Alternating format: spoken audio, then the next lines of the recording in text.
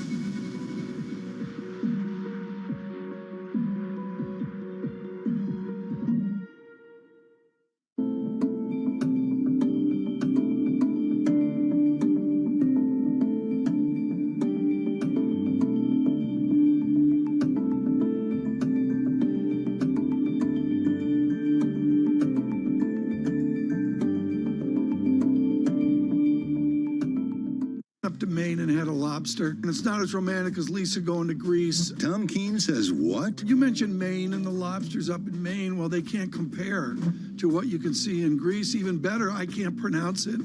Astracoma carinata. I nailed it. It's not thera, whatever. Astracoma You're nailing it. carinata. You're nailing it. We're figuring out the hard stuff for you on Bloomberg Surveillance. Mornings on Bloomberg Television and Radio.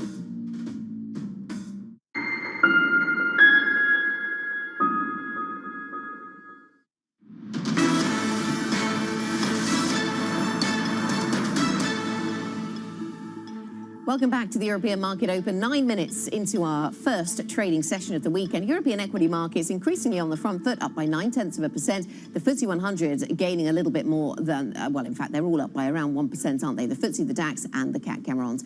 Now, let's get back to the corporate earnings story. And Heineken, the world's second largest brewer, says it will sell less beer in 2021 than before the pandemic. That's because of the impact of COVID-19 in key African and Asian markets. This comes as the Dutch company posted first half profits that beat estimates, but with a warning that rising commodity prices will weigh on second half earnings. Let's get into all of these conversations then with Dolf van den Brink, the CEO of Heineken. Dolf, very nice to speak to you once again on this program. So a number of metrics looking better than anticipated this morning, the revenue numbers, the volumes, all coming in better, but you're expecting lower operating margins in the second half. I wonder if you could just give us the story then of your outlook. How do you see the outlook for Heineken right now? Very good. Good morning, Anna. Thanks for having me. Yeah, as you say, we had a very strong first half with beer growth almost 10%, revenue growth 14%, and operating profit doubling. And that doesn't happen that often. So great to see it. And it was a broad-based bounce back of the business. We had 16-17% growth in the Americas region, in the Africa, Middle East region. And very importantly, brand Heineken, our largest asset, growing 20% and double-digit growth in over 50 markets. So very broad-based and important swing back, strong results in the first half. And at the same time, as we have been since the outset of the pandemic, we are cautious on the outlook. It remains very volatile. You can even see it from quarter by quarter. First quarter in Europe, we were down almost 10%. Second quarter, as the on-trade reopened, we're up 13%. And we do continue to see these kind of swings up and down happening. Now, at the moment of particular concern is Southeast Asia. The impact of the pandemic last year was relatively benign. Now the impact is much higher. A case in point being Vietnam, a very important operating company for Heineken, having a serial lockdown across the country, particularly in stronghold markets, which are very important to us, like Ho Chi Minh City and the Mekong Delta. Okay. And with vaccination rates still being very low in Southeast Asia and Vietnam in particular, we do expect this to remain volatile in the second half of the year, and therefore some caution. Okay, so that's the story around the second half and some of that coming through from Asia. And that's the revenue story, I suppose. From a cost perspective then, Dolf, you're flagging higher commodity costs this morning. Which of the commodities are you being hit by or look most uncertain? And how able are you to pass that on to your consumers? Yes, I think the commodity price increases are widely commented on. We are not unique in that sense. It's not one or another category. It's across the board, from road transportation, ocean freight, barley, aluminium. Across the board, we see, more inflation than we have seen probably at any time over the last decade. Now, we are able, through our hedging policy, to lock in lower pricing than what you see kind of top line in spot pricing, but still the impact will be significant. And it will mostly hit us next year, but we already will see a first impact in the second half of this year. And that's on top of the relative high transactional effects that we are having this year, as we flagged late last year. Cost mitigation will be very important. This is an explicit priority under our Evergreen Transformation Program. We kicked off a large global reorganization. We already locked in about half the benefit, with the second half to come in the second half of the year. And pricing, as you say, is and will be very important. In that sense, we are encouraged by our performance year to date, pricing up over 5%. We see almost 10% revenue per hectoliter increases in the Americas region, in the Africa Middle East region, particular strong performance in that regard in Brazil. So I'm confident in our ability to move fast on pricing if and when needed. It will be a very local for local situation. But the question is to what extent we will be able to offset this commodity pricing as we continue to hedge towards the end of the year. So for now, we prefer to be cautious, to be assertive on this. Okay, so that's the commodity story. What about the European consumption story then, Dolf? We've seen, of course, many parts of Europe reopening. We've seen bars reopening. How is that playing out for you? The football tournament, no doubt, had an impact. But on the other side of it, what does business look like? Yes. As I said, a big difference between the second and the first quarter. The business really coming back strongly in the second quarter, 13% up, where we're seeing the on-trade, of course, coming back as the on-trade is reopened, but still with elevated volumes in the off-trade. We think that consumers found new occasions for beer consumption in and near their homes. On-trade coming back, but still being below 2019 level. Even the exit rate in June, when most of the on-trade was reopened in Europe, was still a high single digit below 19, but heading in the right direction. And of course, June, we had the Euro 2020 tournament, as you mentioned, which really boosted further our sales. And it was just lovely and great to see people back in the stadiums, people back in the bars and restaurants and at home watching this great tournament. Yeah, absolutely. It was a sight to see. Let me ask you about some structural shifts that we're seeing around beer consumption, Dolf, and what that means for Heineken. What can you tell us about the low and non-alcoholic portfolio, how that performs? Yeah. Low and no alc has incredible momentum. If you look to Heineken 0.0, which is our largest 0.0 proposition, it grew another 40% in the first 6 months of the year. It's now available in 95 countries. We see a continued momentum building. Heineken was one of the first major companies to really invest in this area when we launched Heineken 0.0 back in 2016-17. And we think it's still early days. We see European markets where 0.0 beers are already over 5 to 10% of the total beer market. Globally, it's still smaller than 1%. So we believe we're going to see, this increasing over the years. Dolf, thanks very much. Thanks for joining us here on the European Market Open. Dolf van den Brink, the CEO of Heineken. Shares in Heineken opened positively this morning, now fairly flat compared to Friday's close. Coming up on this programme then, HSBC is paying an interim dividend after adjusted second quarter profit doubled from a year earlier. We'll bring you the details from Europe's biggest bank next. This is Bloomberg.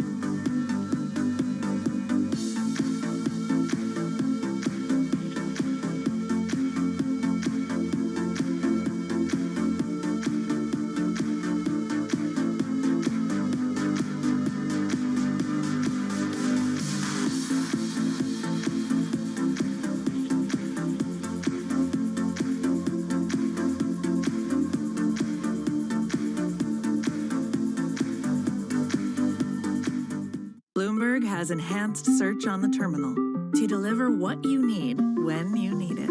Now, you can simply type phrases in everyday English in the command line. Compare financials. Find people.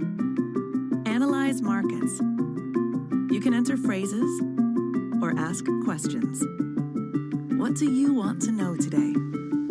Ask a question or visit SearchGo to find answers now. I think what we've seen during this period of time is that communicating via video is not a fad. We are using it in all aspects of our lives, for work, for learning, for communicating, for staying in touch.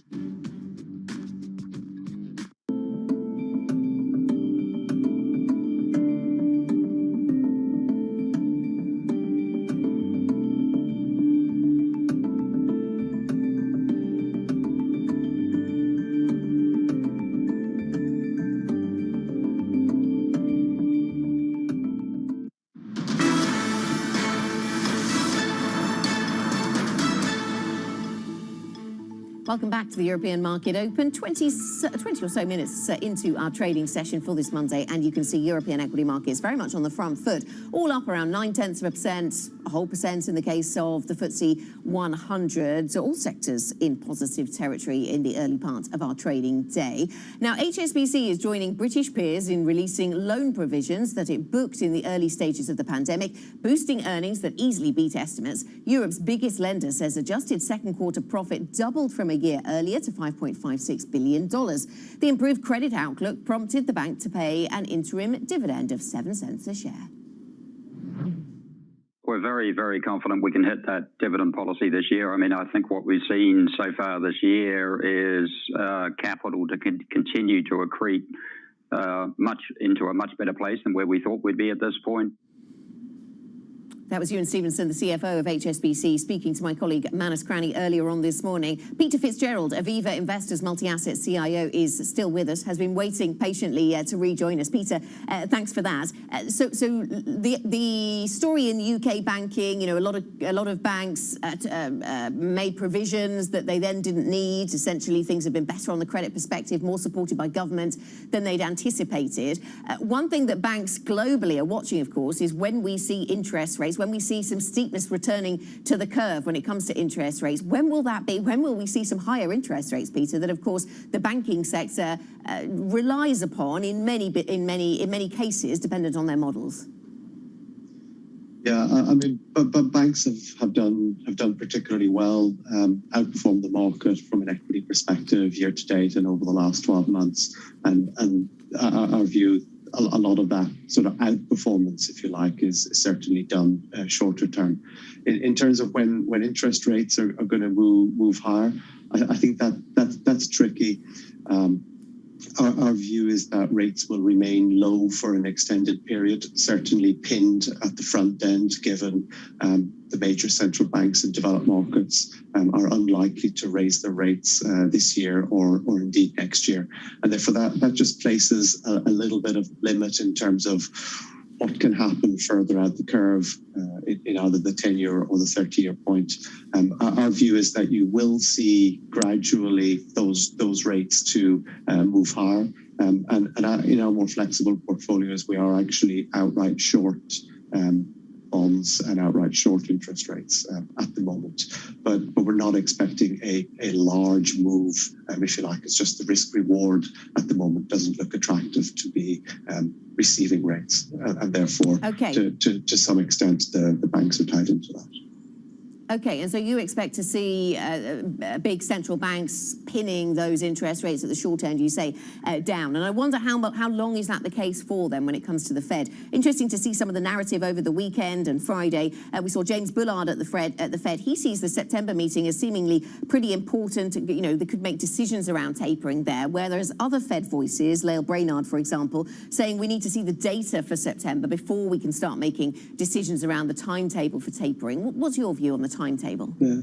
So the Fed brought in a new framework over the last 12 to 24 months, which is one where they will allow interest rates to remain lower than they would have in the past and have a symmetrical approach to inflation. So one should be under absolutely no illusion. Rates are going to go up in the US. However, they're going to probably do so at a slower pace than one would expect, even as the data comes in and ahead of expectations. And from our perspective, what that will lead to is a continued environment where you've got negative real rates across the various different points of the curve. And this provides an environment which is ultimately quite favorable for risk assets over the medium term, despite the rally that we've actually seen over the last 9 to 12 months. I wonder, yeah, you say that rates are going to rise in the United States, but are they going to rise anything like as fast as the inflation numbers that we're seeing, Peter? I mean, maybe not. And I know you've got thoughts on real rates. Thinking about where inflation goes, we just had that conversation with the Heineken boss who was saying they're seeing more inflation than at any time over the past decade, which seems to sum up a lot of what we've been hearing from corporates as they tell us their experience at the coalface of those rising prices. Yeah, so our view again on this is that the risk to inflation is skewed to the upside. But what you also have to look at is not just realized inflation, which is coming in ahead of expectations. It's where inflation expectations are, and inflation expectations still remain pretty anchored. And inflation expectations are also one of the key inputs that the Federal Reserve is actually looking at in making their decisions. But I'm in agreement with your statement in terms of the bias here as the world continues to open and recover from the COVID pandemic. You will see pricing pressure led by supply bottlenecks and pent-up demand. Just briefly then, Peter, does this bode well for risk assets? Does it bode well for equities, I suppose? If we do see a low interest environment, you say rates will increase in the US and elsewhere, but it will be fairly slow. So does that mean that equity markets can continue to make gains in the meantime? So over the sort of next month, 2 months, 3 months, who knows? Equity markets will do what they need to do to ensure that the majority of people experience a lot of pain. But over a sort of 12, 24-month period, I see equity markets, particularly in developed markets, broadly higher. There will obviously be sectors and regions that maybe struggle and others that do better, but broadly the current environment that we have is very supportive for risk assets. Peter, thanks very much. Good to speak to you. Peter Fitzgerald, Aviva Investors Multi-Asset CIO. Thanks very much for spending time with us here on the European Market Open on Bloomberg TV. Coming up on this program, the US Senate is set for a vote on a $550 billion infrastructure plan within a matter of days after finalizing the bill's text. We'll get the latest from Washington. How significant is it? Are there stumbling blocks in terms of the political process, the Washington process that could still get in the way of this? We'll talk infrastructure next. This is Bloomberg.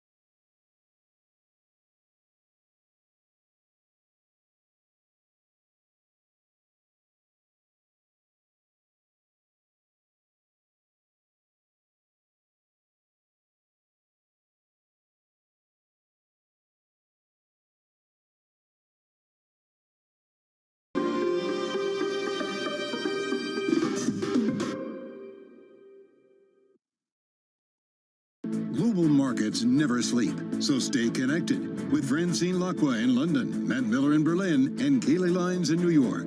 Perspective on the day ahead. Bloomberg Surveillance, early edition. Weekday mornings on Bloomberg Television. It's really a reminder, isn't it, just how sensitive the markets are to any commentary about trade. We did see some pressure on the yuan, we did see some pressure on the futures. That is now being reversed.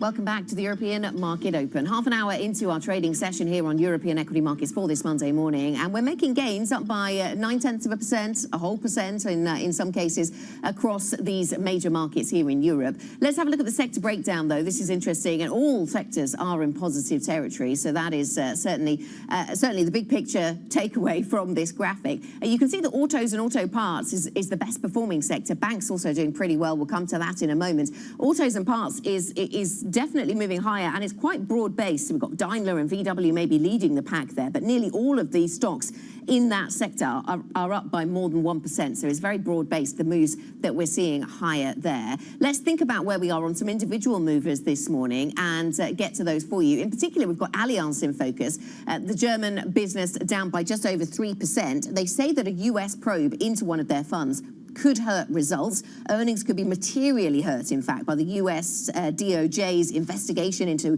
the structured alpha funds.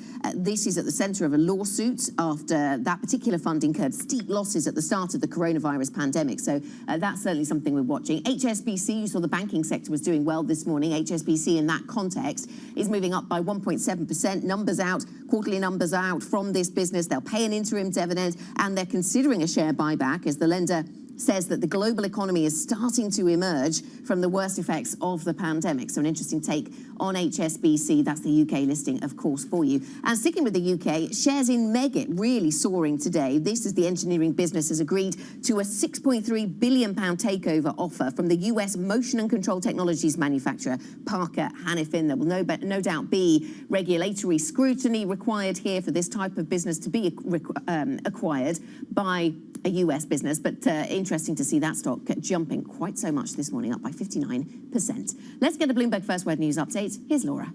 Thanks, Hannah. Booster vaccines are to be offered to 32 million Britons starting early next month. That's according to a report in The Telegraph. All adults aged 50 and over, as well as the immunosuppressed, will be offered the jabs, with pharmacies taking the lead in delivering them. In Israel, half of COVID infections are now among the fully vaccinated. Officials say cases for people jabbed in January are double those vaccinated in March. The apparent decrease in effectiveness over time has led the country to begin a program of booster shots.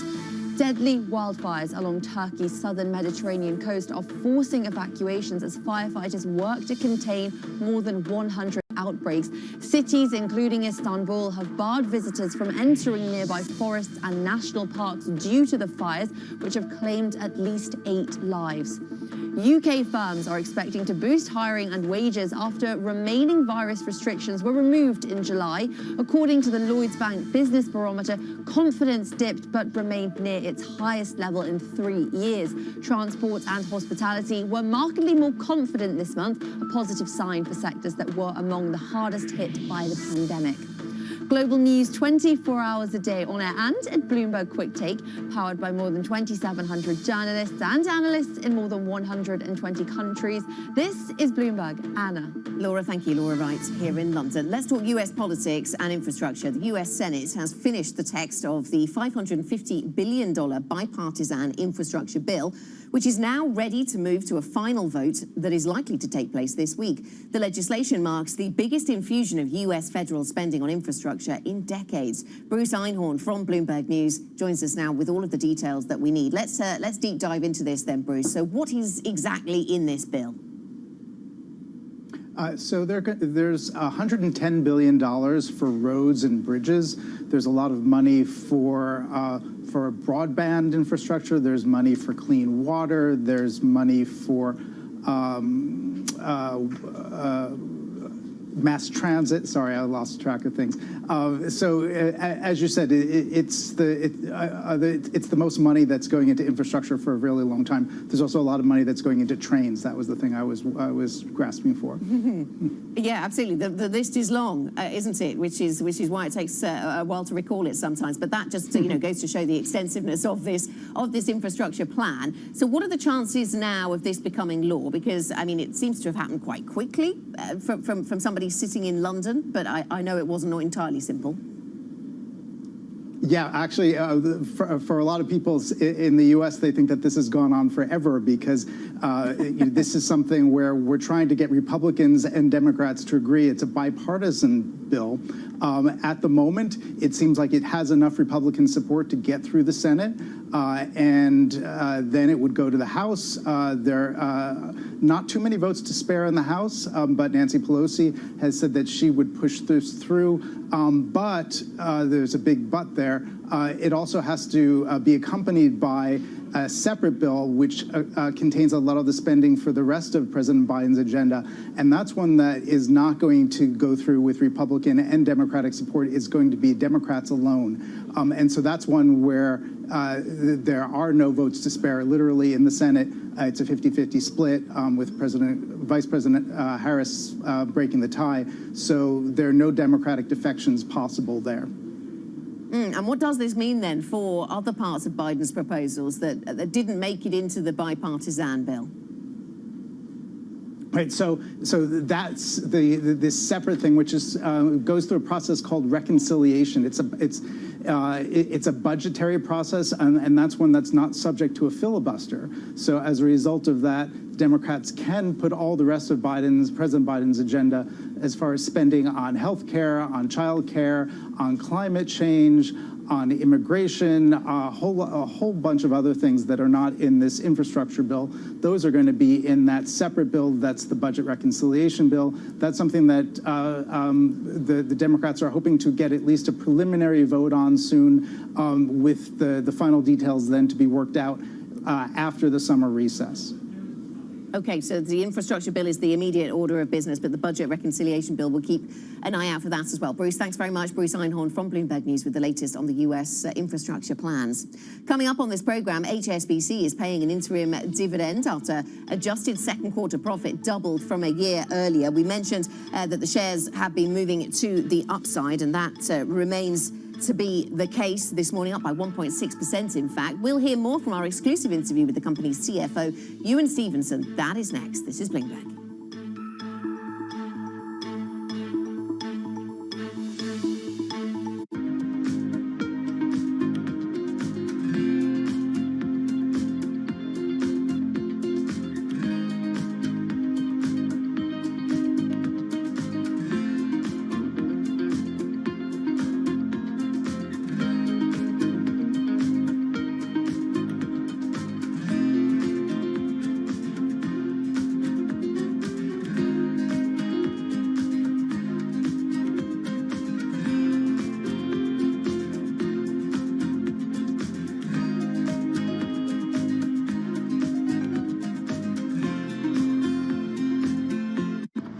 Said was we need to make them in America. Does that include overseas companies making them if they have the plant in America? I would certainly be in favor of them having operations in America, absolutely. You know, Samsung, TSMC, there are companies that are in allied countries, and you know, we certainly want them operating in America and producing chips in this country, yes. So we have a significant chip issue, but there are other supply chain issues as well. As I know you're monitoring what's going on. Where have you seen other problems in the supply chains right now in the United States that need to be addressed? Particularly in home building supplies, you know, lumber, and all the related supplies, glue, adhesives, and you see it playing out. You know, home prices are high. If you go to Home Depot or Lowe's, you'll see prices are a little bit high. So, and that's all because of the lack of supply, just disruption. Access the financial world on demand. Hear from leading economists, policymakers, and industry experts via live and on-demand and webinars, only from Bloomberg. Start exploring to see what's moving the markets.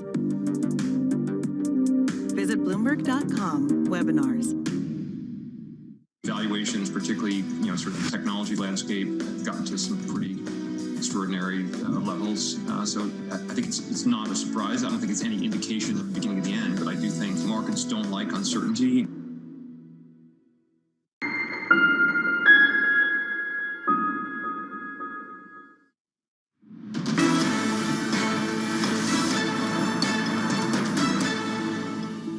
Hybrid way of working is here to stay. Our offices are evolving into more hybrid spaces, more flexible working. It was accelerated because of the pandemic. It was already coming in. We're prepared to have the flexibility to allow people to work from home 2 to 3 days a week. Just saying 2.5 days, well, that's a simple thing to say, but you have to make sure that the teams can have a catch-up. We've tried to keep our teammates, keep level balance, stay mentally healthy, stay physically healthy, and we think getting them back to work actually is a major part of that. So we're starting to bring those colleagues back. Some activities don't lend themselves to working from home at all. But there will always be a need for offices. There will always be a need for collaboration. Banking executives there talking about the return to the office. Let's stick with the banking theme. HSBC is paying an interim dividend after adjusted second quarter profit doubled from a year earlier, easily beating analyst estimates. It also cut back further on bad debt provisions, saying the global economy was starting to emerge from the worst effects of the pandemic. Bloomberg's Manus Cranny spoke exclusively to the CFO, Ewan Stevenson. We're very, very confident we can hit that dividend policy this year. I mean, I think what we've seen so far this year is capital to continue to accrete into a much better place than where we thought we'd be at this point. Largely driven by credit outperforming relative to where we thought. But relative to 3 to 6 months ago, our capital position's a lot stronger. So we are adjusting our tonality today on capital distributions. We are signaling the fact that relative to the start of the year, where we would have said to you that we were going to continue to be cautious, I think now we definitely feel more confident, and we will keep buybacks under review in the coming quarters together with dividends. $1 trillion was wiped off Chinese equities globally, from Hong Kong to onshore to the United States. Are you unscathed? Did you have any margin calls, any collateral impaired as a result of the wipeout? No, not at all. I mean, I think our credit position, we've always been relatively conservatively positioned. We've had no impact at all. If anything, conditions in Hong Kong continue to improve. The business has had another good quarter. And we're seeing good IPO activity with some of the return of IPOs out of the US into the Hong Kong market. Well, that's where potentially, Ewan, I want to get your guidance, because, of course, US-China tensions are rising. That's very evident. And the Chinese authorities reaching in to regulate capital raisings. Are you bullish on your pipeline for IPOs and capital raisings, or should we be a little bit more measured when you see such heightened regulation? I think there is some reason to be cautious, but we do think that activity levels in Hong Kong will continue to benefit from some of the tensions we're seeing at the moment between China and the US. As a result of the market dislocations, you manage risk, you manage flow. Your job is to manage the risk book. Are you preparing to pare back any lending to any sectors, to tech, to education, to housing at all as a result of the moves? Well, look, we always keep risk appetite under constant review. I think at the moment we're very comfortable with our credit books in China. And I think when you look at our lending books in China, less than 40% of our loan books are to state-owned enterprises. About 20% of the book is to international companies investing into China, and 40% of the book is to private enterprises in China. So we think we're reasonably balanced and we're comfortable with our risk. That was the HSBC CFO, Ewan Stevenson, speaking to Bloomberg's Manus Cranny. Let's get a Bloomberg Business Flash. The top corporate stories that we are covering here at Bloomberg today. Here's Laura. Thanks, Anna. Pfizer and Moderna are reported to have increased the prices of their COVID-19 vaccines in the latest supply contracts with the European Union. According to the FT, terms were renegotiated after clinical trial data showed vaccines from the two companies more effective than some rivals. The new price for a Pfizer shot is €19.50, up from €15.50 before. The deal struck this year covers up to 2.1 billion doses until 2023. Heineken, the world's second largest brewer, says it will sell less beer in 2021 than before the pandemic. That's because of the impact of COVID-19 in key African and Asian markets. That comes as the Dutch company posted first-half profits that beat estimates, but with a warning that rising commodity prices will weigh on second-half earnings. Londoners snapped up more than 60,000 homes elsewhere in the UK in the first 6 months of this year, the most in data going back 15 years. According to estate agent Hampton, they accounted for 8.6% of all purchases outside the capital. That share is even higher than last year when the COVID-driven wave of outward migration began. Afterpay shares have soared in Sydney after Square agreed to buy it in an all-stock transaction worth $29 billion. The deal is San Francisco-based Square's largest acquisition as it moves into consumer lending. Afterpay lets people buy items on credit and pay with installments. The deal is expected to close in the first quarter of 2022. That's the Bloomberg Business Flash. Anna. Thanks, Laura. Laura Wright here in London. Now, Allianz says earnings could be materially hurt by a US Justice Department investigation into its structured alpha funds, which are at the center of lawsuits after they incurred steep losses at the start of the pandemic. Europe's largest insurer says it's cooperating with the probe and has also started its own review of the matter. Bloomberg's JP Barnett joins us now with the details. Jan Patrick, what do we know then about the funds in question? What is at the heart of this probe by the DOJ? Very good morning. Well, I mean, the thing started basically a year ago when in March, after the sell-off of Europe's stock markets or the stock markets worldwide, Allianz said it closed 2 hedge funds due to heavy losses. What then followed was institutional investors, mainly US pension funds, suing Allianz for reckless behavior, and they were alleging that the company deviated from the agreed investment strategy, and that was then resulting in those losses. The SEC stepped in, and so far it was all well and good, but now we have, and we had Allianz always denying that they did anything wrong there and that these losses were regrettable, but no sign of misbehavior. But now we have the DOJ coming in, asking for some documents, and the way Allianz phrased its warning this morning suggests to me that there's maybe more information now coming to light and that there indeed was some misbehavior here. Right, and how big an impact are we talking about here? Do we have any way of measuring, any sense of just how large the impact could be? I see the shares down 3.9% or so this morning. So far, Allianz hasn't put a number to it, but we know that we have at least 2 lawsuits alleging $1 billion in losses that they want to claw back from Allianz. We had some media reports in Germany here saying that up to $6 billion could be subject to lawsuits. And then we also know that the U.S. authorities aren't going easy when it comes to fines and fees on financial institutions when they indeed find something of misbehavior. So the impact in terms of fees or fines could be material, as Allianz is saying itself. That said, of course, the company has $20 billion in cash, so it won't be an issue of solvency, but more like reputation and, of course, shareholder returns. Yes, and what does this mean for the stock going forward then? Well, as you can see, like we had some incidents here, like take Deutsche Bank, for example, where U.S. investigations were a burden for the stock for years.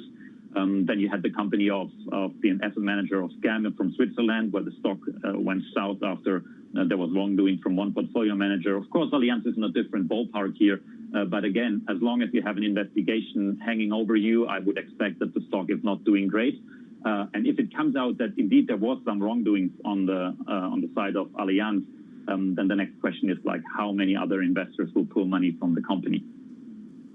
Yeah, that'll be a focus. Thanks very much, Jan Patrick. JP Barnett joining us there with the latest on Allianz. 8:48 here in London. So 48 minutes into our trading session, and coming up on this program after the volatility that played out in China last week, we'll look at what is driving the markets this morning. There is a bit of that China story still in these markets. There's also the infrastructure news flow out of the United States. We'll put all that in context. Early August skies over London. This is Bloomberg.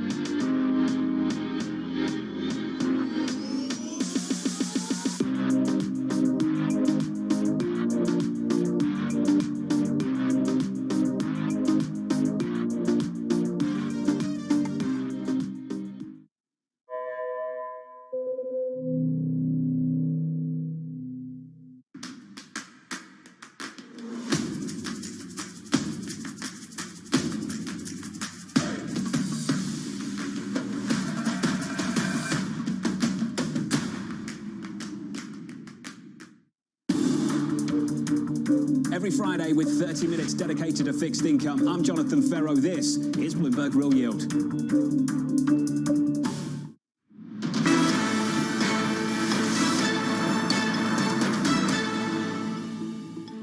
Welcome back to the European Market Open. 51 minutes into our trading session for European equity markets, and we seem to be broadly on the front foot. Off highs earlier on in the session, just a fraction.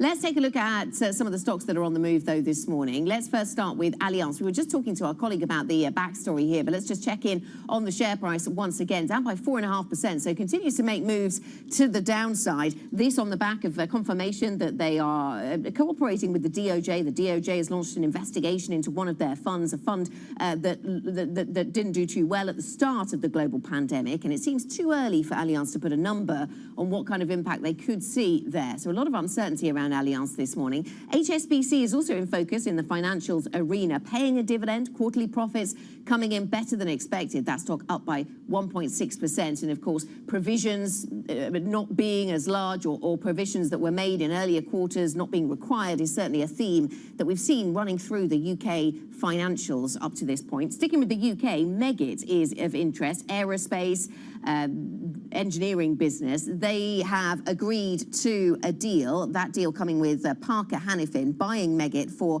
$8.8 billion US dollars. That is 6.3 billion pounds. The buyout would be the biggest ever for this motion control giant, a premium of 71% to the previous close. So interesting to watch that stock jump by 58% this morning. Let's get into a conversation then about where we are broadly on these markets. As I say, making gains this Monday morning. We're joined now from our Markets Live team by Noor Al Ali, who's a Bloomberg strategist on that team. And Nora, it does seem as if we're picking up on a lot of positive momentum coming through from China. What has been the mood through the Chinese session, through the Asia session? Because there's been a lot of news flow coming through from the Politburo and data.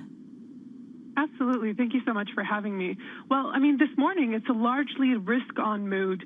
Stocks in Europe are rebounding after last week's sour mood in Asia appears to be lifted. You've got fixed income drifting a bit lower with curves steepening and the USD is underperforming. The dollar is a bit down and all major G10 currencies are up against it with the yen little changed.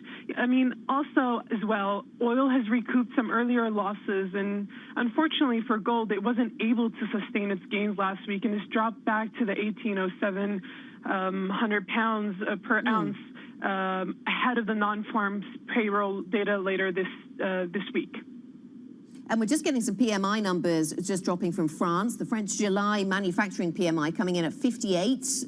The prelim number was 58.1. So not a million miles away from where we'd expected it. But 58 is substantially above 50, of course, Noor. But we've had PMI numbers out from China over the weekend. How do you think markets are digesting this PMI data? There'll be more of that to come and the earnings season. Absolutely. So, you know, what we're seeing out of China really is a rebound in sentiment.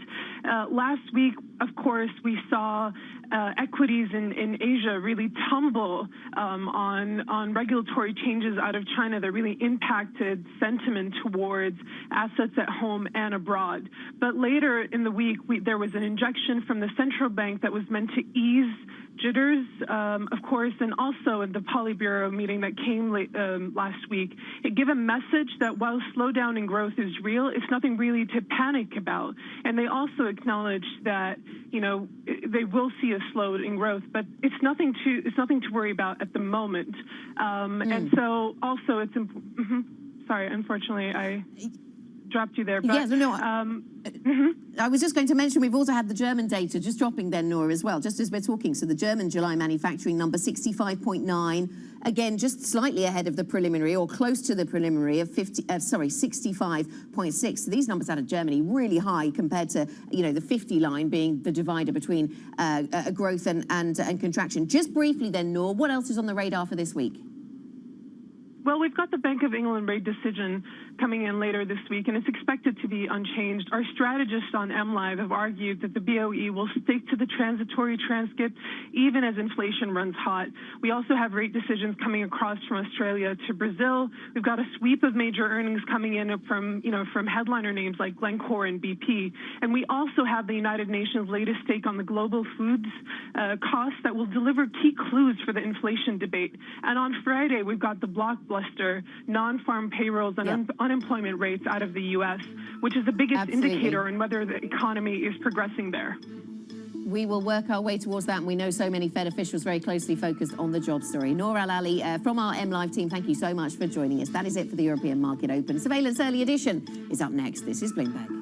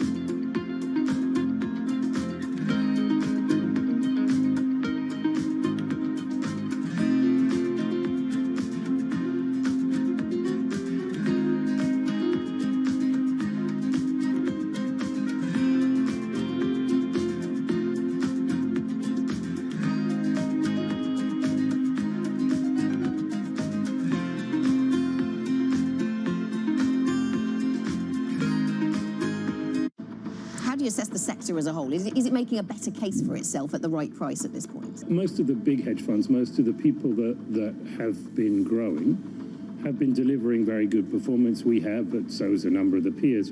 You know, it is definitely the hedge fund business is getting more about the large getting larger and generating more performance, being able to hire the best people, thereby generating better performance, thereby getting larger. So when you look at the performance of the largest, say, 20 or 50 hedge funds, the performance has been pretty good over a number of years, and the inflows have been pretty good. You know, this is another quarter of positive inflows for us. I think one of the bits you're seeing at the moment is every client is worried about inflation. When they say they're worried about inflation, what they really mean is, I own a load of bonds, is that going to cause me a problem?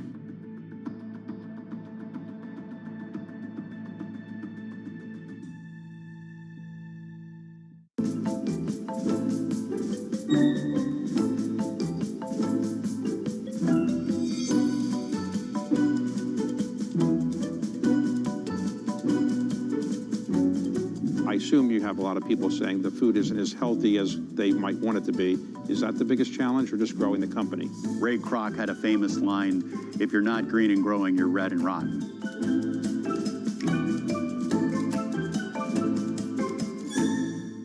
For the people here on Earth who are wondering, why are we investing all this money in space, this time in space, talk to us about how you believe this will actually help benefit us here on Earth. We're building infrastructure. This is a road. We're building a road to space so that future generations can build the future. We live on this beautiful planet. It's the most beautiful planet in the solar system by far.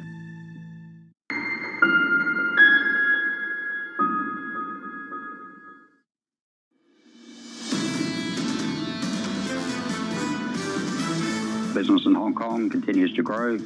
Our wealth flows in Hong Kong continue to be very active and growing, so no impact at all. In the end, the bipartisan group of senators have produced a bill that will dedicate substantial resources to repair, maintain, and upgrade our nation's physical infrastructure. I'm very much encouraging all employees, all Americans, all people around the world to get vaccinated. I think it's very, very important.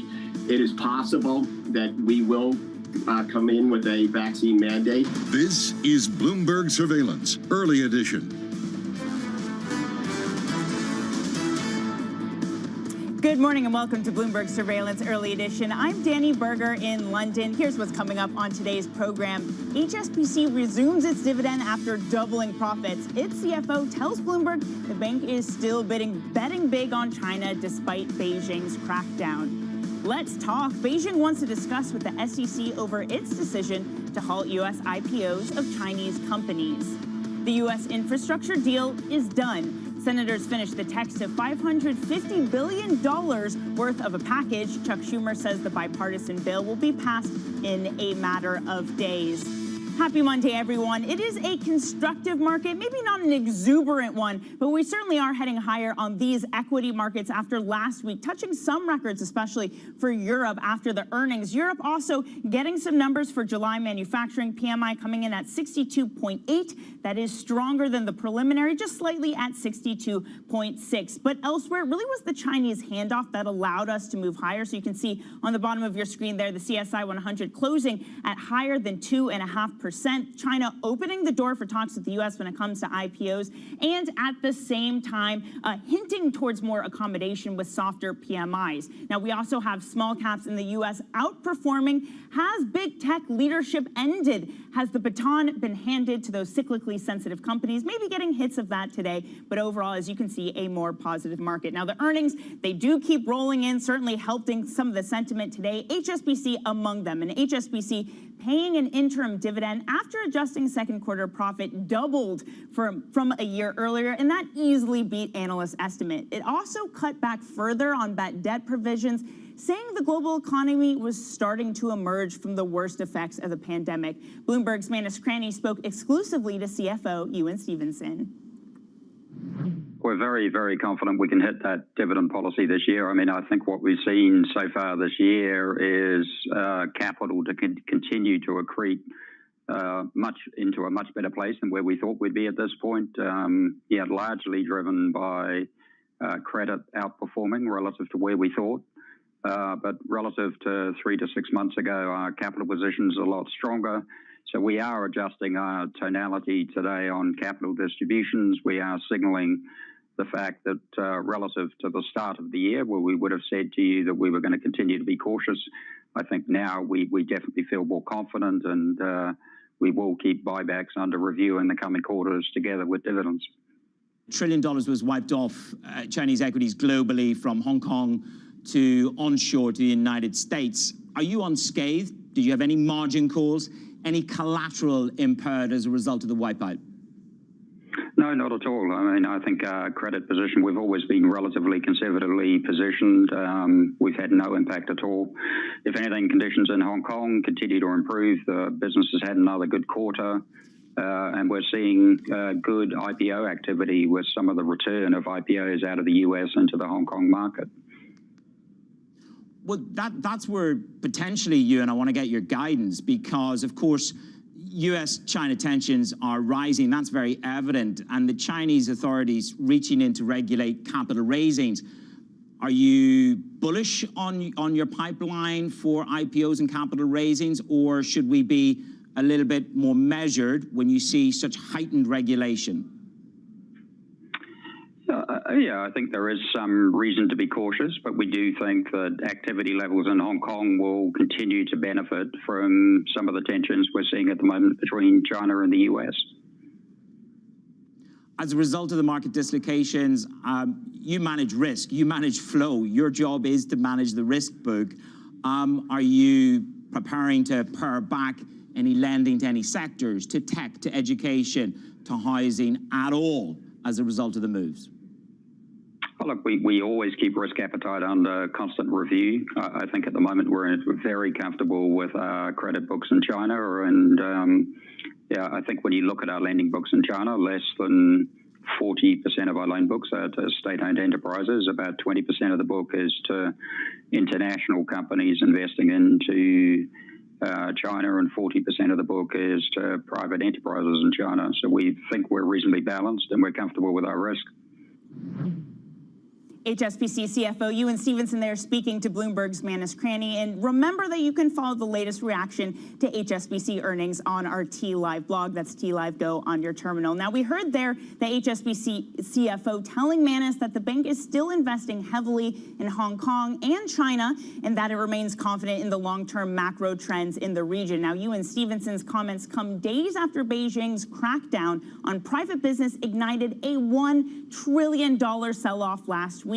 But China is now seeking more communication with the U.S. on overseas IPOs. In a statement, the country's security regulator has called for talks with the SEC, and that's after the SEC required additional risk disclosures for Chinese companies last week. Now, Beijing has also asked for mutual respect and collaboration on the issue. Well, let's get into the issue. We're now joined with Christian Keller, head of economics research at Barclays. Christian, good morning to you. Thank you so much for joining us. So we heard there from the HSBC CFO saying that, okay, we're still interested in China. Of course, we always look at our risk books, but they're not seeming to make any big withdrawals from the region. Would you say that's pretty characteristic of how most foreigners are now approaching China after the past few weeks? I think it is. Let's take a step back. There was a lot of regulatory intervention, and some people call it a crackdown. Various things the Chinese authorities did. But if you take a step back, this is the second largest economy in the world. It has decided to open its capital account to some extent already for fixed income, also for equity. It's a very difficult economy to ignore if you're a global investor. And I think, the whole strategic onboarding of China as an asset class, that will continue. But I think what investors got a taste of in the last few weeks is, it is not the same as investing in, a U.S. equity market. This is not a fully free capitalistic, economy, and the government can be much more heavy-handed intervening.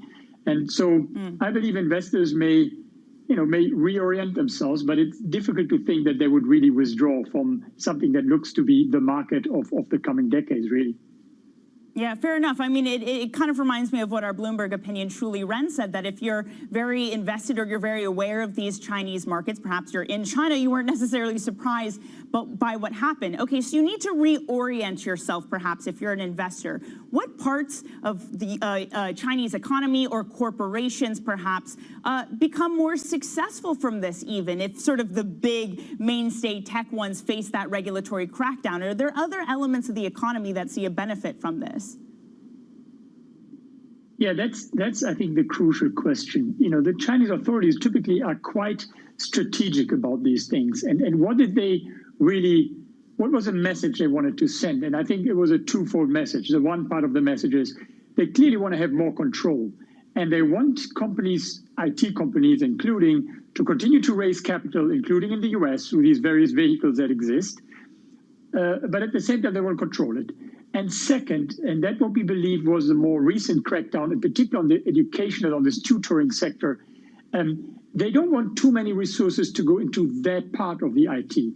We think they want to channel resources, continue to be in IT, but more into what they believe are the classical made in China sectors they want to boost, and that is IT, but it's more maybe software, but it's also electric cars and those things where they want to gain manufacturing leadership in. Okay, so if that's some of the corporations, let's talk about the overall economic growth picture, Christian. We had PMIs a little bit softer. We had some noise from Chinese regulators or authorities rather, that the market seems to be interpreting as more accommodation to come. You had bond yields plummeting today in the 10-year space below 2.9%. Is that a fair interpretation that more support is on its way for the Chinese economy? They started to indicate that they, with the first, with the first RRR cut, the PBOC that is, that they would be willing to support credit growth and keep monetary conditions accommodative. If you listen to what came out of the Politburo meeting on Friday, even though there were not a lot of details, but in general, that was also a message whereby we could see some more fiscal support, be it through the issuance of bonds on the local side, but also we think in fiscal spending from the central government. All this is measured. I think the Chinese hold on to wanting to transfer the economy to slow growth path, but there will be more support. Christian. I think they realize that they slow too much. Christian, unfortunately, we're out of time, but you are going to stick around with us. We definitely have much more to cover. That's Christian Keller from Barclays. I also want to give us a quick check on some deal watch. Square announcing a monster deal to buy a buy now, pay later company, and it's called Afterpay. Those shares sinking more than 5%. Bloomberg Intelligence's Matt Ingram pointing out that investors probably not happy with this, considering the high premium that they are paying on this company. The deal total value about $29 billion. So we'll keep an eye on that for you as the market trading gets underway. Now, coming up, we're going to stick in the U.S., where the U.S. Senate is set to vote on a $550 billion infrastructure plan within a matter of days after finalizing the bill's text over the weekend. That's next. This is Bloomberg.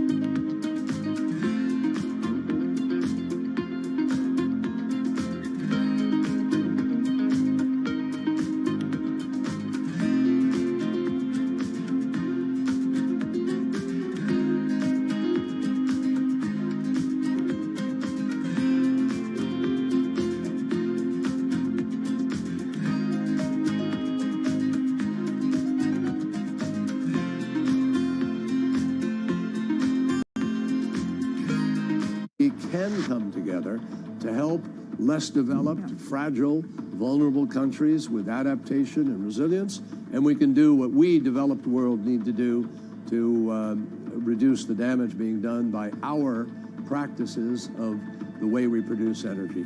But how likely is it that we keep that 1.5 degrees within reach? Well, look, the Paris Agreement said well below 2 degrees. That's what everybody signed on to. What is well below? It's certainly not 1.9 or 1.8. It's somewhere close to the 1.5 degrees. And so I think it's very important to do it, because every decimal point of rise in temperature, it is remarkably compounded in the damage that it does. We're at 1.2 degrees today, and you see what's happening. Imagine what happens when you're at 3 degrees or so, which is the track that we are currently on.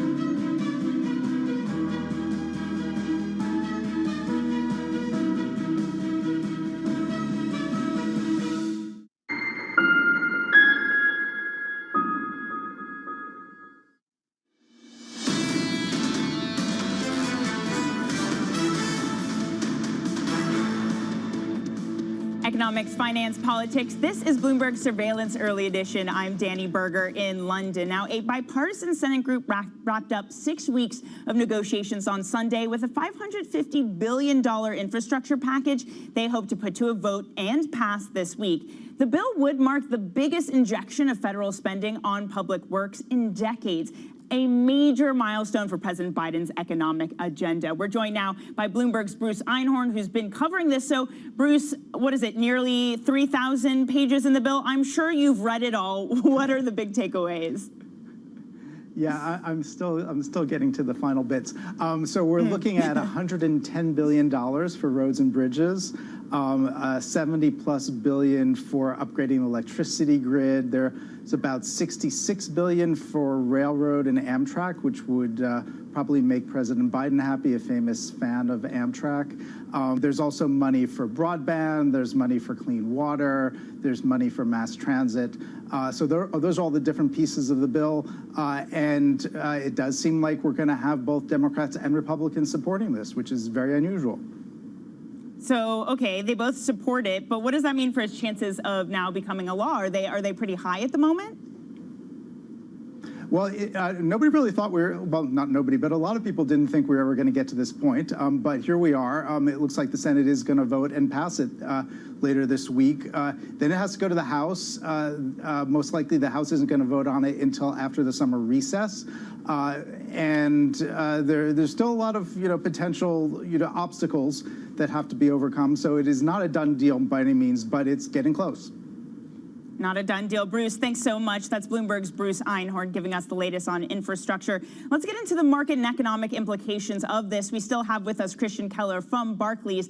So, Christian, getting closer to passing this nearly $500 billion bill, what would that do to the inflation picture? Does this give fuel to the U.S. economy that perhaps it doesn't need?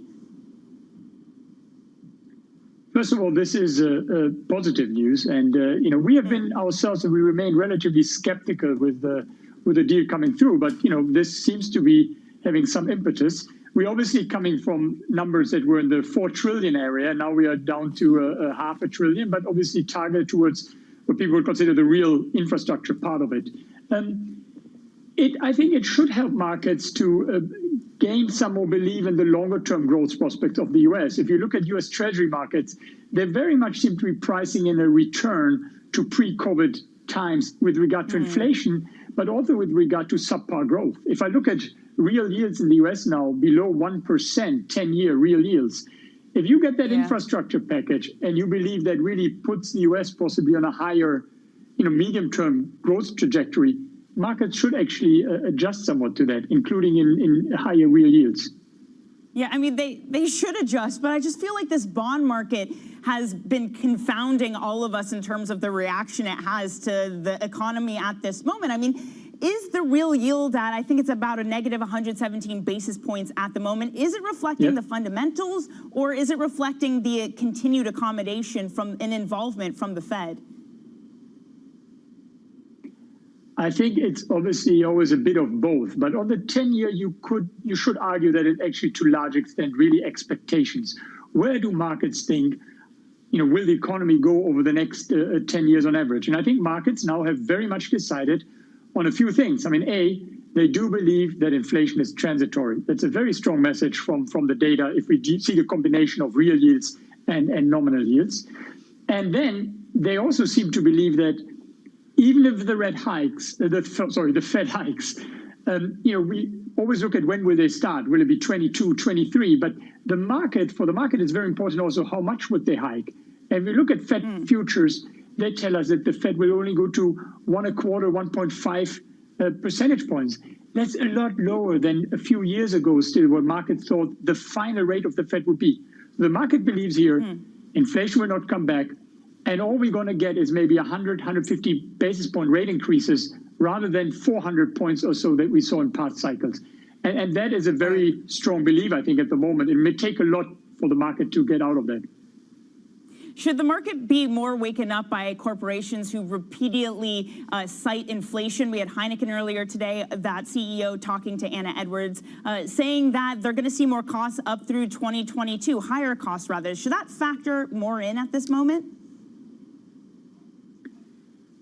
I do think the market pricing at the moment, that the risks are asymmetric in the sense of there are more risk that markets have to adjust a bit.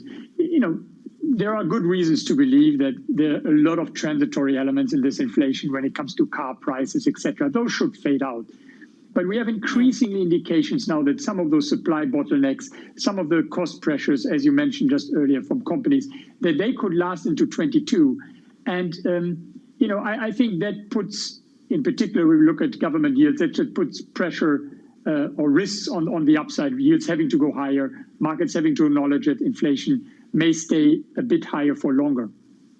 Nothing like a little bit of asymmetric risk on a Monday to wake you up. Christian, thanks so much for joining us today. That's Christian Keller, Head of Economics Research at Barclays. Thanks again. Now, coming up, Goldman Sachs joins the Wall Street salary increase party. It's bumped up its pay for junior staff, but it goes further than a lot of its rivals. Who's going to follow suit, and will they follow suit? We discuss that next. This is Bloomberg.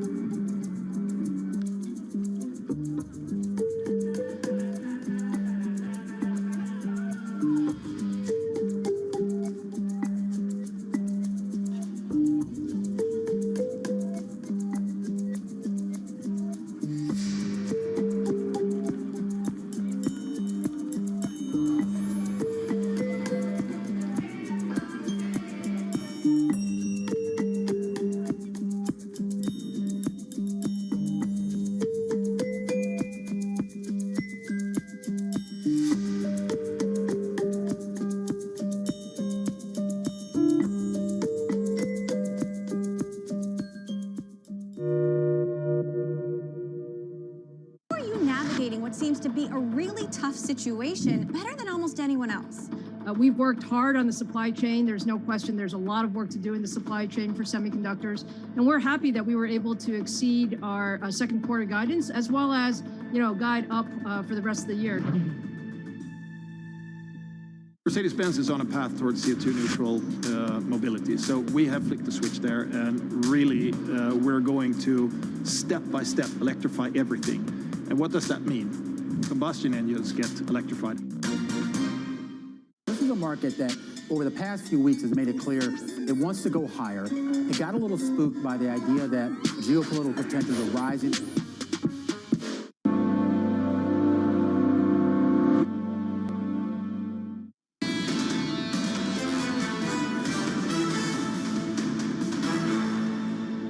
Hybrid way of working is here to stay. Our offices are evolving into more hybrid spaces, more flexible working. It was accelerated because of the pandemic. It was already coming in. We're prepared to have the flexibility to allow people to work from home 2 to 3 days a week. Just saying 2.5 days, well, that's a simple thing to say, but you have to make sure that the teams can have a catch-up. We've tried to keep our teammates, keep level balance, stay mentally healthy, stay physically healthy. And we think getting them back to work actually is a major part of that. So we're starting to bring those colleagues back. Some activities don't lend themselves to working from home at all. But there will always be a need for offices. There will always be a need for collaboration. Banking executives there talking about the return to the office. And as some executives offer flexible working arrangements as an industry draw, others are turning to more traditional methods. Goldman Sachs, the big one at this moment. Over the weekend, we learned that Goldman has raised pay for its junior investment bankers. And though it's one of the last ones to do so, it has also beaten most rivals with its offer. So that means first-year analysts at the bank will now be earning $110,000. That's about $10K more than the pay hikes at Morgan Stanley, Citigroup, and JP Morgan. Now, Wall Street is hoping that its improved salary packages will stem defections and attract new talent amid record deal flow and ballooning workload. So a really important and consequential push from the investment banks here. Let's now, though, get to the first word news. Here's Leanne Gerrans. Hi, Leanne. Hi, Danny. The U.S. is blaming Iran for an attack on an Israeli-linked oil tanker off Oman that claimed 2 lives. Secretary of State Antony Blinken says there's no justification for the assault and warned of an appropriate response to come. His condemnation came after Israel and the UK also both blamed Tehran, though neither offered any direct evidence. Iran has denied all responsibility.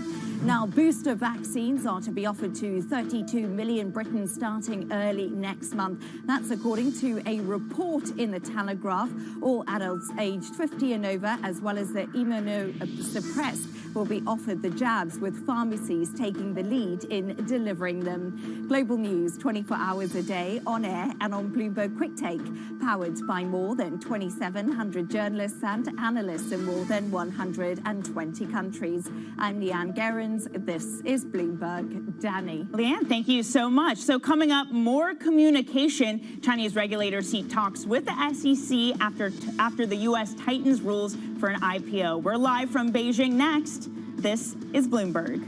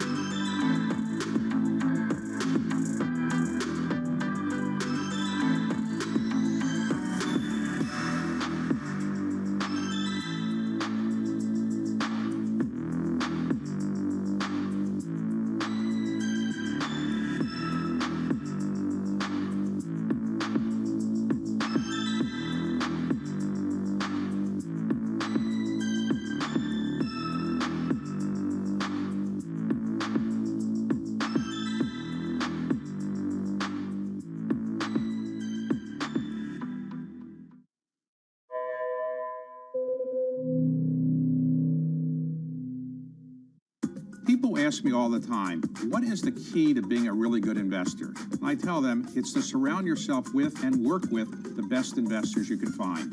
On Bloomberg Wealth, I'm going to take you to meet the greatest investors in the world, the people that I would like to have managing my money. Some of the best deals in history have been passed on by a very large number of people. The money is made on the aberrations. And so I would say you want to be generally open-minded and humble about your conclusions about what all these different signals mean. The curtain will rise again. Broadway's returning June. If you bought tickets, It's busted out. You've got more time here. If you want. Commodities are up. Keep going. To the moon. Beautiful. Bloomberg Surveillance, weekday mornings on Bloomberg Television and Radio. Trading revenues coming in better than expected. Everything. Cash, $1.4 trillion of cash. One of the most notable aspects of this report that was stellar.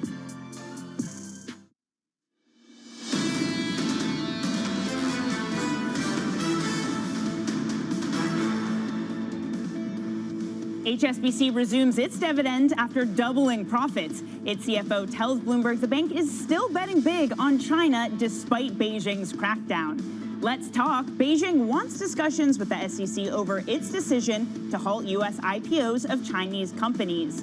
The U.S. infrastructure deal is done. Senators finished the text of the $550 billion package. Chuck Schumer says the bipartisan bill will be passed in a matter of days. Happy Monday. Good morning to everybody. Welcome to Bloomberg Surveillance Early Edition. I'm Danny Berger in London, and it is the first trading day of August, a month that usually everyone takes off on holiday. It gets volatile out there, but it is a constructive start to this month, and really it's the handoff from China that allowed us to move higher from here. Chinese equities ending the day higher by 2.5%. The bond market was on fire. You saw U.S. 10-year yields dip below 2.9%, so that means a stronger day both in Europe and your American future session. We are seeing small caps outperform in the U.S. with the Russell 2000 futures up more than 1%. Now, let's stick with the China story, and China is seeking more communication with the U.S. on overseas IPOs. Now, in a statement, the country's security regulator has called for talks with the Securities and Exchange Commission. That's after the SEC required additional risk disclosures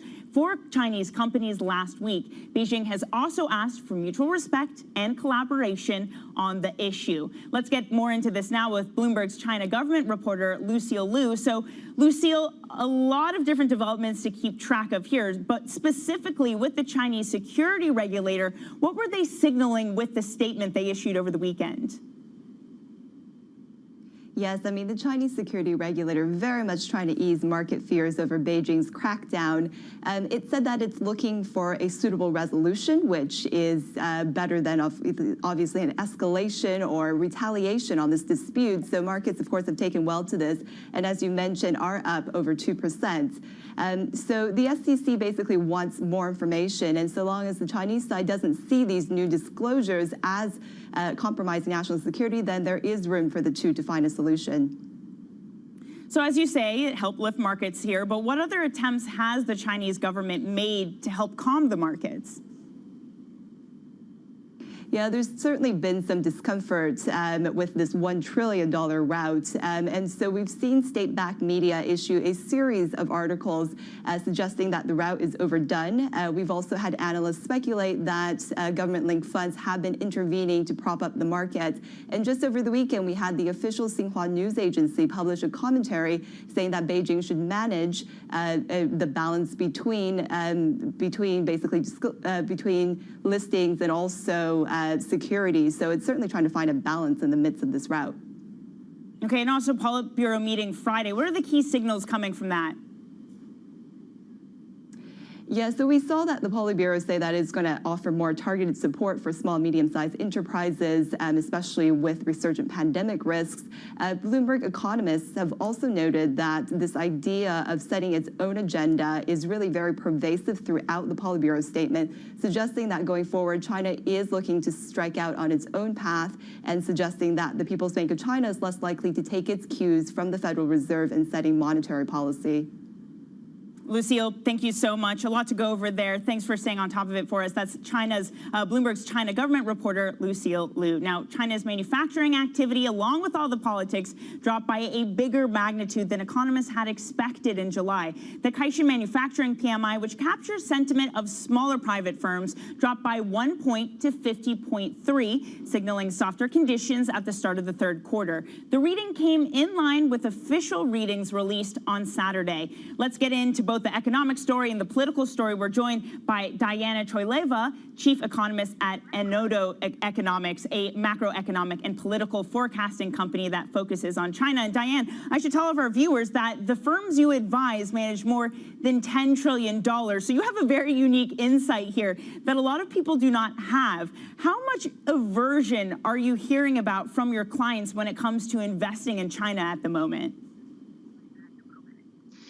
The number one question really I hear is, has China now become uninvestable?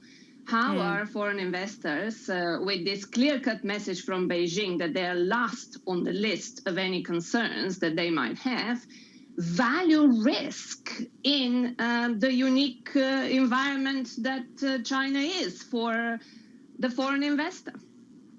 Okay, so what's your answer to that? Has China become uninvestable for the foreign investor?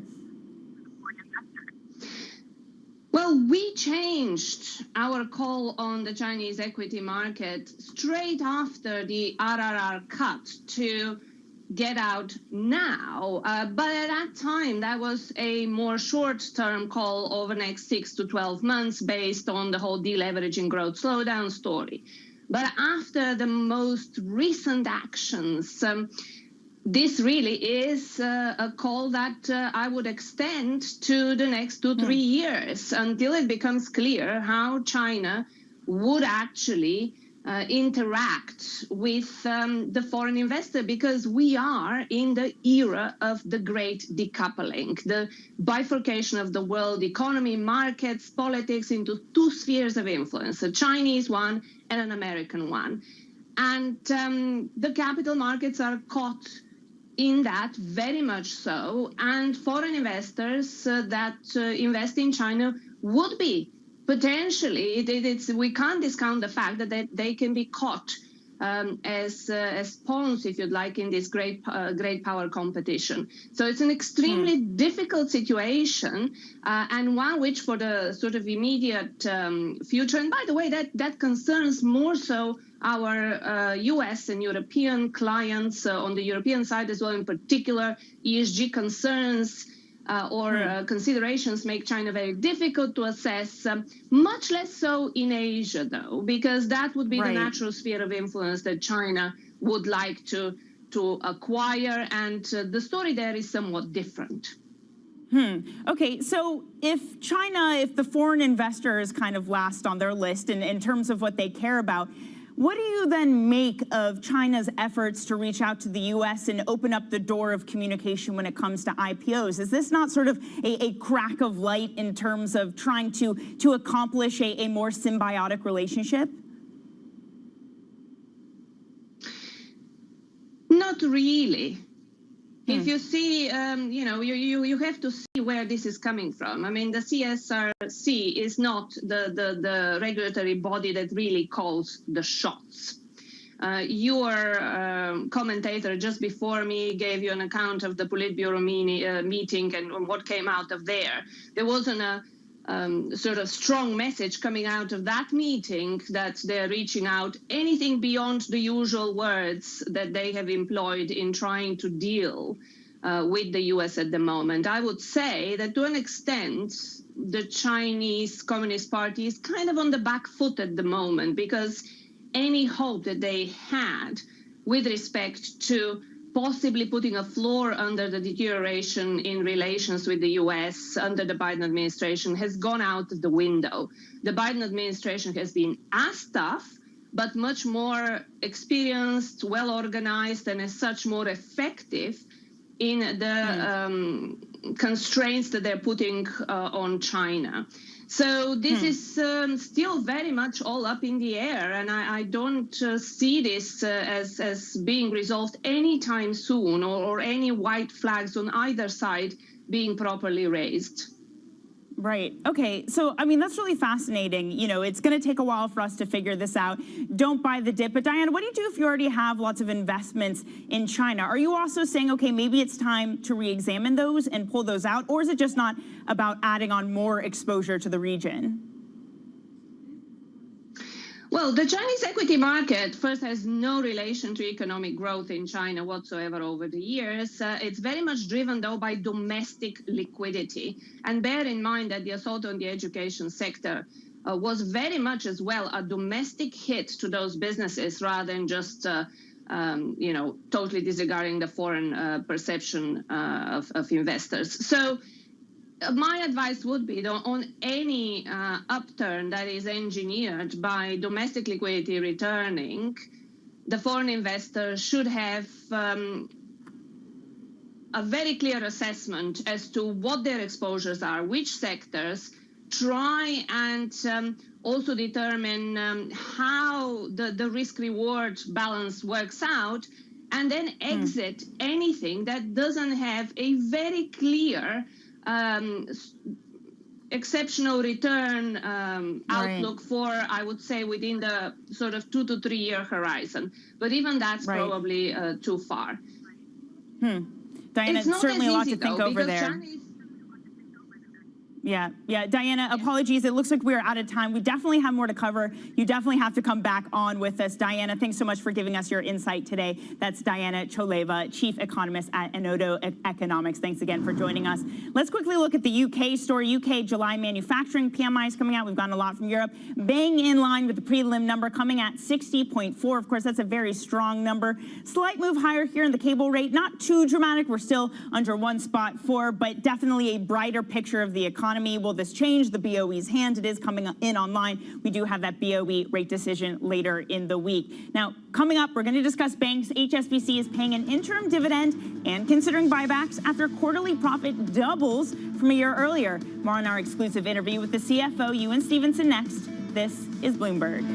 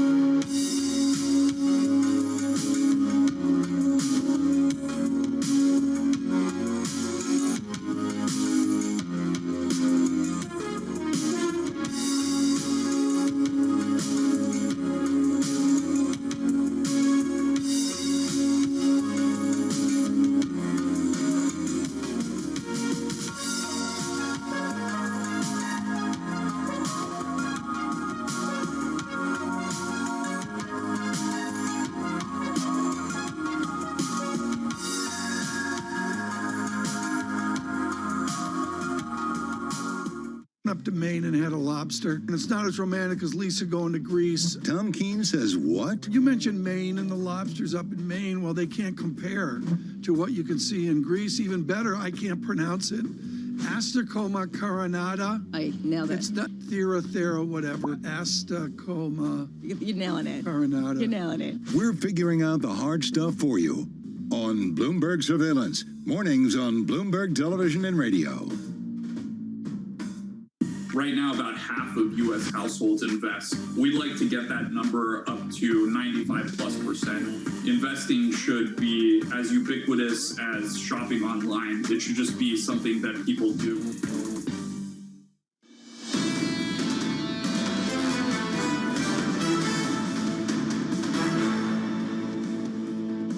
Economics, finance, politics. This is Bloomberg Surveillance Early Edition. I'm Danny Berger in London. Let's get to your Bloomberg Business Flash. Here's Leanne Gerrans. Hi, Leanne. Hi, Danny. Heineken, the world's second largest brewer, says it will sell less beer in 2021 than before the pandemic. That's because of the impact of COVID-19 in key African and Asian markets. This comes as the Dutch company posted first half profits that did beat estimates, but with a warning that rising commodity prices will weigh on the second half earnings.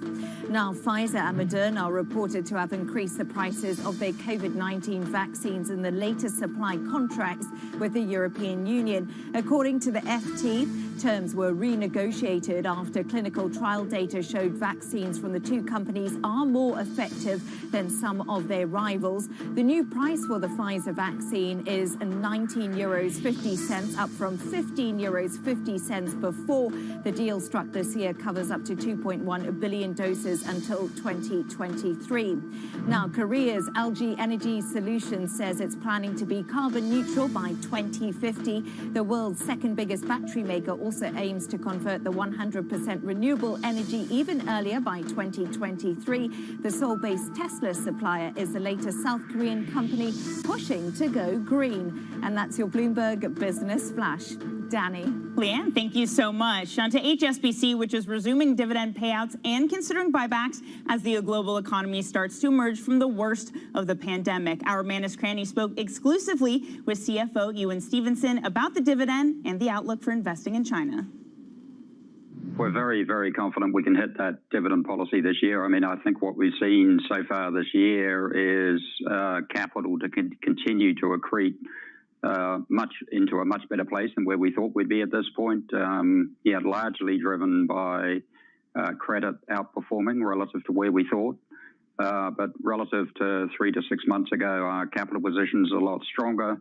So we are adjusting our tonality today on capital distributions. We are signaling the fact that relative to the start of the year, where we would have said to you that we were going to continue to be cautious, I think now we definitely feel more confident, and we will keep buybacks under review in the coming quarters together with dividends.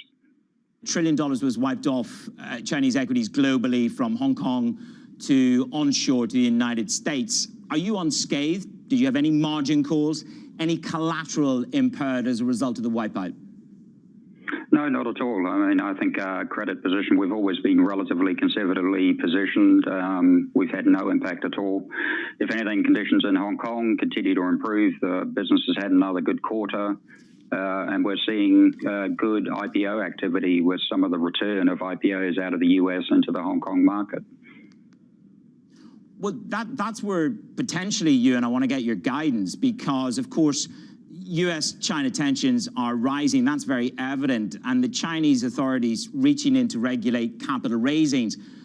Are you bullish on your pipeline for IPOs and capital raisings, or should we be a little bit more measured when you see such heightened regulation?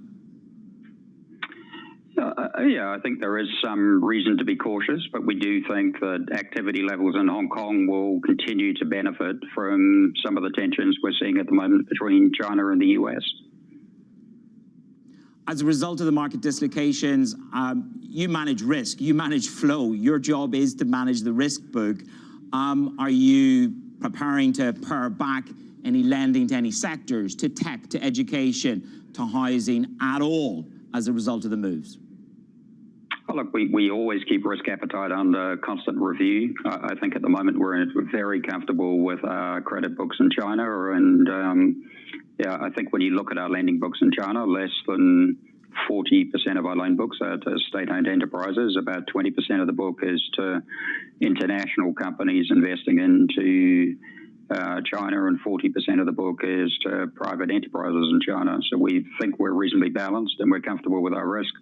Upbeat dividend, the upbeat provisions, and the conversation you and I have just had. Can you and the team now re-accelerate the restructuring plans that you have? Maybe go a bit faster? Well, I think we're going about as fast as we feel we can at the moment. I mean, in the last few months, we've announced the sale of our mass market retail business in the US. We've announced the exit of our French retail banking business. We're in the process of moving a bunch of staff, senior staff, down to Hong Kong. Our investment program is running at about as fast as it can for the capacity that we've got to execute at the moment. So we're on track. We're running as fast as we can. Manus Craney there speaking with HSBC CFO Ewan Stevenson, and the man of the hour joins us now. Manus, great interview. I thought it was really fascinating, sort of as you put it in your conversation with Ewan Stevenson, the upbeat tone. How bullish would you characterize what Ewan told you on both growth and the dividend for HSBC? I was surprised with just how sort of stoic and robust his commitment was to the upside growth story, because the IMF has actually downgraded Asia and India. India was the biggest downgrade to growth. But Ewan sounding absolute resolute. Hong Kong, mortgages, property market, I'm paraphrasing, he didn't say on fire, but very strong. Likewise in the UK. I've had a couple of hours to listen to Ewan's conversation again with me. And really what comes to mind is a CFO which remains unbowed, an institution that is at this juncture unscathed by the $1 trillion wipeout, and absolutely not under any pressure. They're recommitting to Hong Kong. They are, at this juncture, not assuaged by the regulation, the long arm of the Politburo. And I love the word that Ewan used, the tonality, the shift in tonality, the shift in the growth perspective, the shift in the dividend, the shift in the buyback. And again, there are breaking news headlines coming across the Bloomberg terminal as we speak from Noel Quinn, the CEO. He is saying we will use buybacks to normalize the excess capital. The bank sees significant liquidity in Hong Kong. So again, a really, really strong message from Ewan, Danny, about absolutely no sign of any quavering or wavering in the positioning in China and in Hong Kong, despite the geopolitical angst.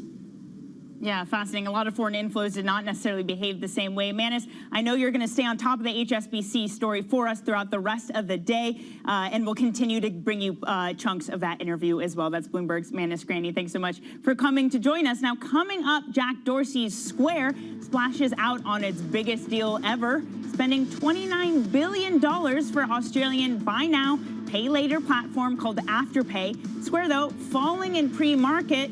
Why exactly? We have the details for you next. This is Bloomberg.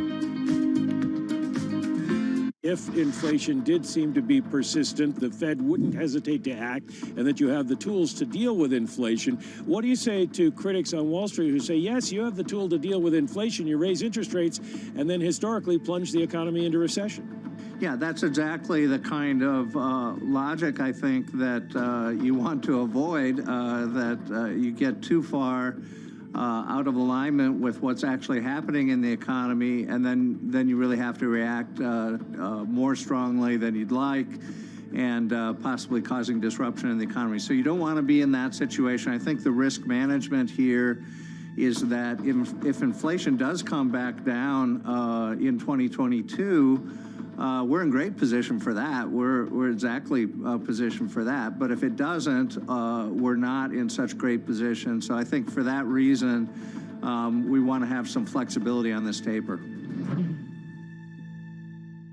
Bloomberg has enhanced search on the terminal to deliver what you need when you need it. Now, you can simply type phrases in everyday English in the command line. Compare financials. Find people, analyze markets, You can enter phrases or ask questions. What do you want to know today? Ask a question or visit SearchGo to find answers now. Well, it's really a reminder, isn't it, just how sensitive the markets are to any commentary about trade. We did see some pressure on the yuan, we did see some pressure on the futures. That is now being reversed.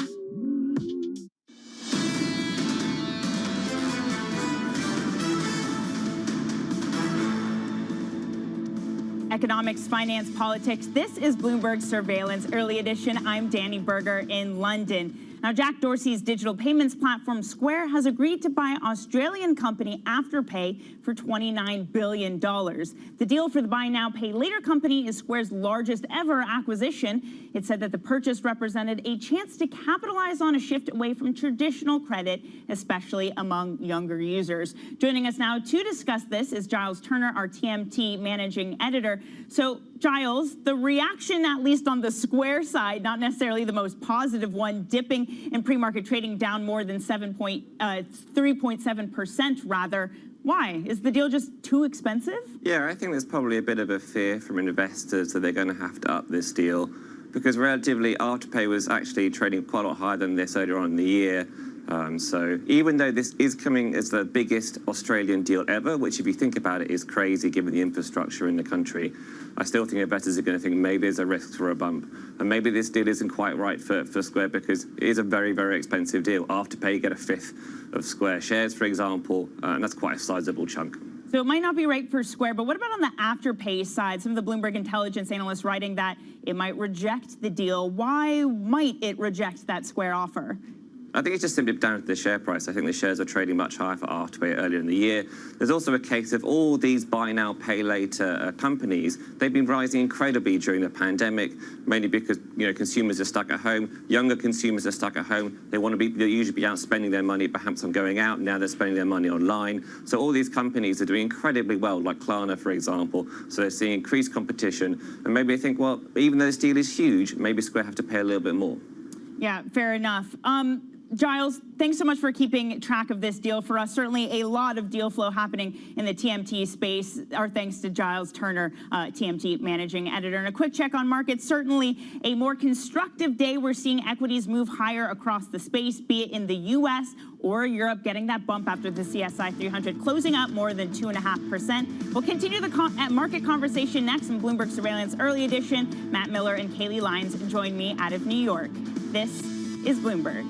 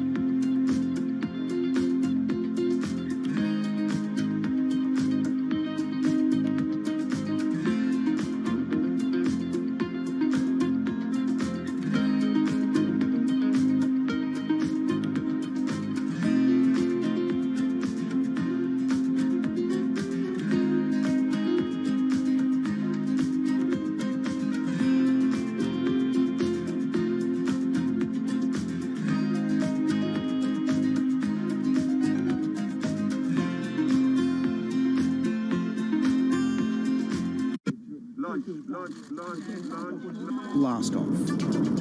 China's first manned mission in 5 years is on its way. 2 veteran astronauts and 1 newbie are making their way to Tianyi Space Station, which means heavenly harmony. They're travelling in the Shenzhou 12 spaceship, launched by a Long Mark 2F Y12 rocket. 我们一定服从命令，听从指挥，沉着冷静，精心操作，圆满完成神舟12号载人飞行任务。 The crew members will be staying at the station for 3 months. They'll be carrying out experiments, testing equipment, maintenance, and more. 2022年完成空间站的在轨建造，建成国家太空实验室。之后，空间站将进入到应用与发展阶段。 Once completed, the space station will allow for stays of up to 6 months, just like the International Space Station.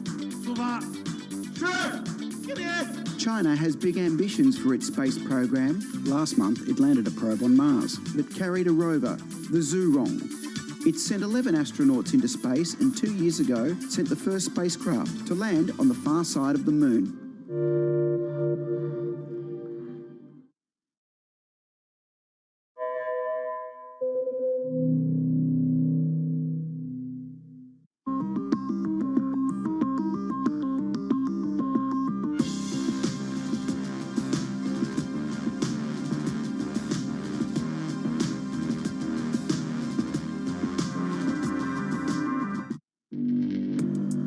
Access the financial world on demand. Hear from leading economists, policymakers, and industry experts via live and on-demand webinars, only from Bloomberg. Start exploring to see what's moving the markets. Visit Bloomberg.com/webinars. Every Friday with 30 minutes dedicated to fixed income, I'm Jonathan Ferro. This is Bloomberg Real Yield.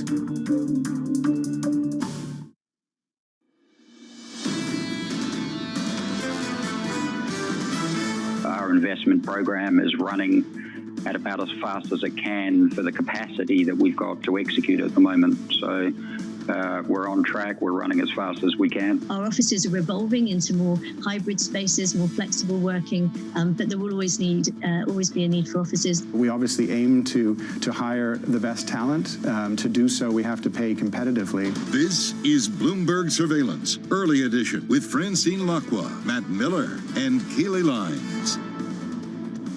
It's 10 a.m. in London, 11 a.m. in Berlin, 5 a.m. in New York, and 5 p.m. in Hong Kong on this Monday, August 2nd. Our top stories today: Goldman Sachs gets on board. It becomes one of the last big Wall Street firms to raise junior bankers' pay. A square deal. Jack Dorsey's digital payments platform will pay $29 billion for Australia's buy now, pay later company Afterpay. And on the verge of a vote, the U.S. Senate is closing in on a likely passage of the infrastructure bill this week.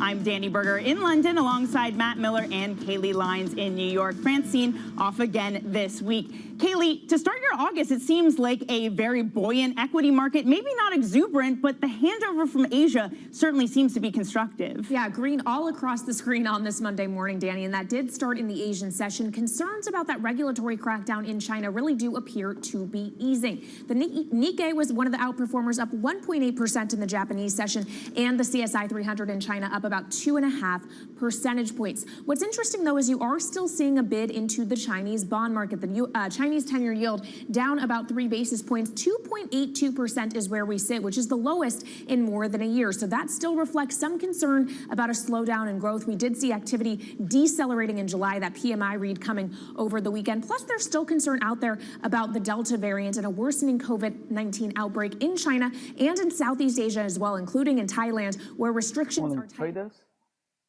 it's time to place another order to sell short Japanese yen. And I am looking to sell, I'll let you know in a few seconds, at the price 109.675. If you're looking to trade Japanese yen, if you already followed my trade and have one contract, last week we sold short Japanese yen at 109.540. Right now we need to buy another short position, short contract at 109.675. Okay? All of you guys who already using our strategy, you know what we're doing. For new people, you need to get the strategy from our website, company.co.uk, Or if you start following our trades, please place your order at 109.675. And I'll speak to you later.